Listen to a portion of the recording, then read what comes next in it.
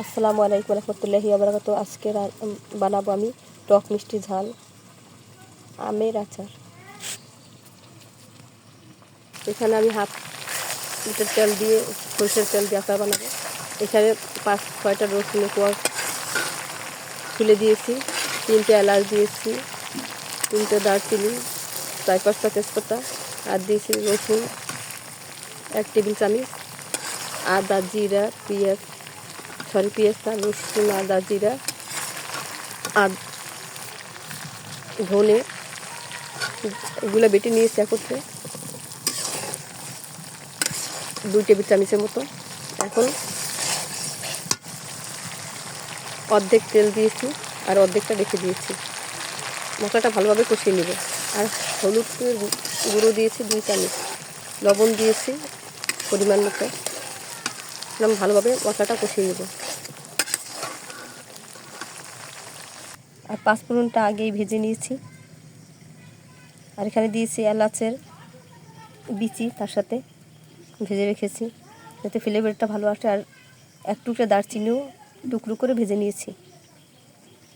আর এখানে সরিষার সাথে আমি 8-10টা কাঁচামরিচও বেটে নিয়েছি। মশলা আমার এখন কষানো হয়ে গেছে, আমি আমগুলো ঢেলে দিব। আমগুলো আদা বাটা হয়ে গেছে। আশাল আম নিয়েছি।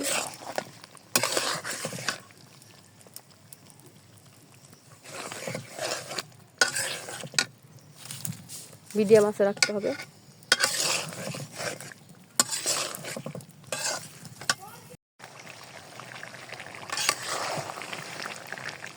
আমটা প্রায় আমার হাফ সেদ্ধ হয়ে গেছে, কালারটা চেঞ্জ হয়ে যাচ্ছে।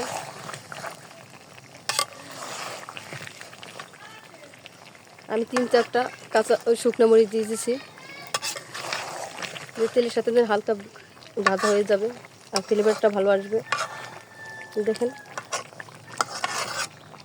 কাঁচা রঙটা থাকে, এর জন্য এখন দিলাম, তেলের উপরে ছাড়িয়ে নেই এর জন্য।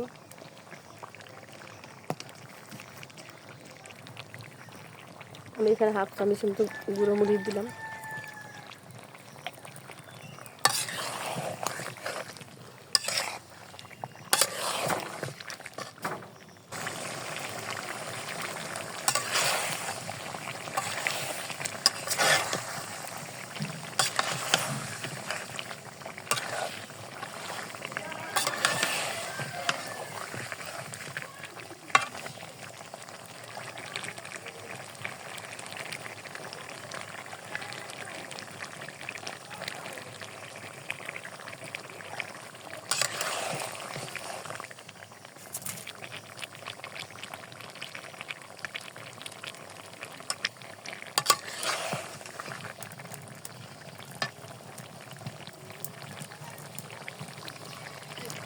তিন কাপের মতো চিনি দিয়েছি। এর মধ্যে দিতে বলতে ভুলে গিয়েছিলাম। আম দেওয়ার 2 মিনিট পরে দিয়েছি নেড়ে চেড়ে, তো আমটা না গলে যায় তার জন্য।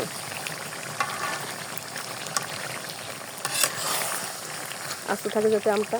দেখেন আধা পাকা আম দিয়েছি, তাও একটা আম ভাঙে নাই, দেখতে পারতেছেন।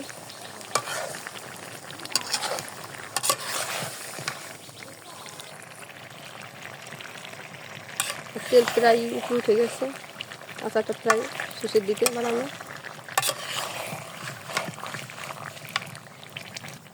আমার আচার প্রায় হয়ে গেছে। এখন আমি 5 ফোড়ন, এলাচ আর দারচিনি ভেজে রেখেছিলাম, সেগুলো আমি দিয়ে দিলাম।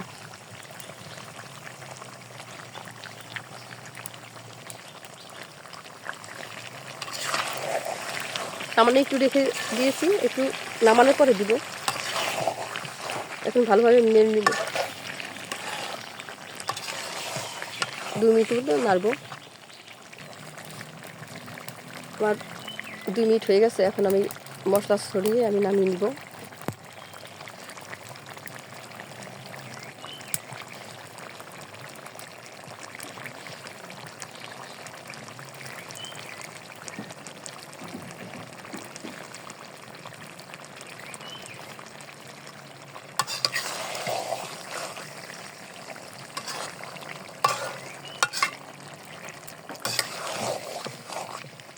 দেখেন একটা আম আমার বলেনি।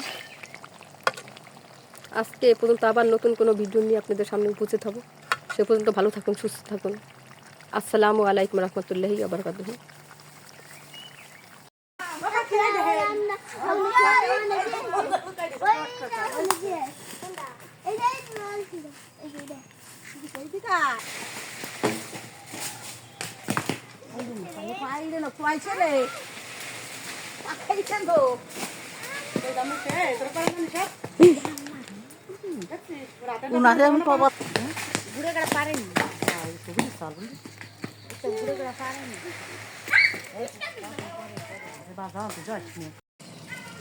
আসসালামু আলাইকুম রহমতুল্লাহি ওয়া বারাকাতুহু। আজকে বানাবো আমি টক মিষ্টি ঝাল আমের আচার। এখানে আমি হাফ লিটার তেল দিয়ে সরষের তেল দিয়ে আচার বানাবো। এখানে 5-6টা রসুনের কোয়া তুলে দিয়েছি, 3টে এলাচ দিয়েছি, 3টে দারচিনি, 4-5টা তেজপাতা, আর দিয়েছি রসুন 1 টেবিল চামচ, আদা জিরা পেঁয়াজ না রসুন আদা জিরা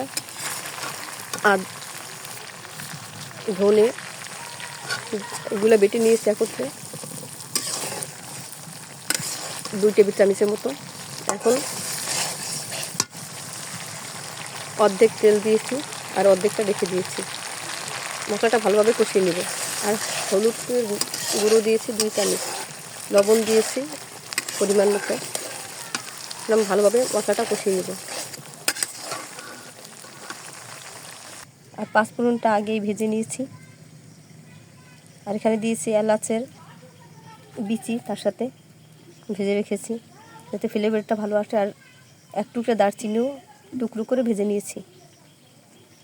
আর এখানে সরিষার সাথে আমি 8-10টা কাঁচামরিচও বেটে নিয়েছি। মশলা আমার এখন কষানো হয়ে গেছে, আমি আমগুলো ঢেলে দিব। আমগুলো আদা বাটা হয়ে গেছে। আশাল আম নিয়েছি।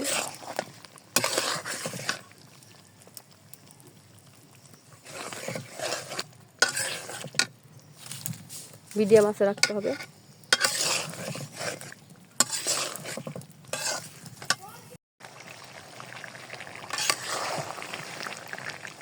আমটা প্রায় আমার হাফ সেদ্ধ হয়ে গেছে, কালারটা চেঞ্জ হয়ে যাচ্ছে।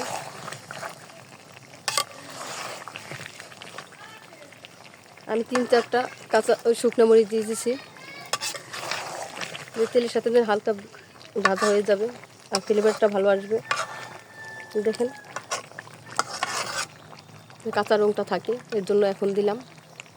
তেলের উপরে ছাড়িয়ে নেই এর জন্য।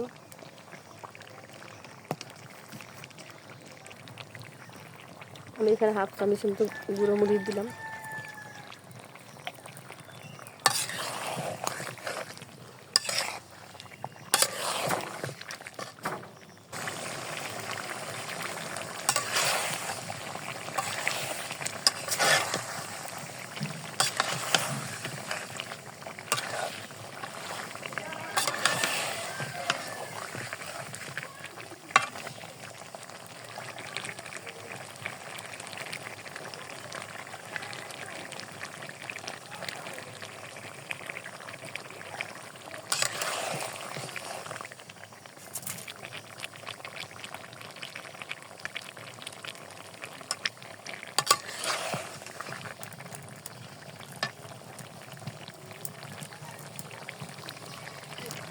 তিন কাপের মতো চিনি দিয়েছি। এর মধ্যে দিতে বলতে ভুলে গিয়েছিলাম, আম দেওয়ার 2 মিনিট পরে দিয়েছি নেড়ে চেড়ে, আমটা না গলে যায় তার জন্য।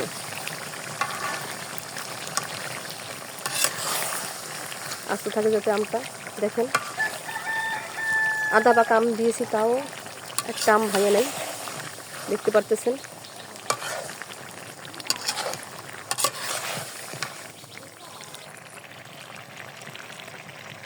তেল প্রায় উপরে উঠে গেছে, আচারটা প্রায় শেষের দিকে বানানো।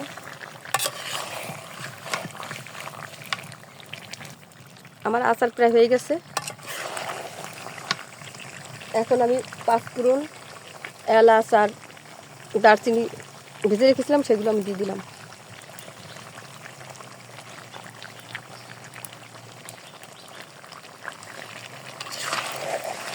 সামান্য একটু রেখে দিয়েছি, একটু নামানোর পরে দিব। এখন ভালোভাবে নেড়ে নিব, 2 মিনিট মতো নাড়বো। আমার 2 মিনিট হয়ে গেছে, এখন আমি মশলা ছড়িয়ে আমি নামিয়ে নিব।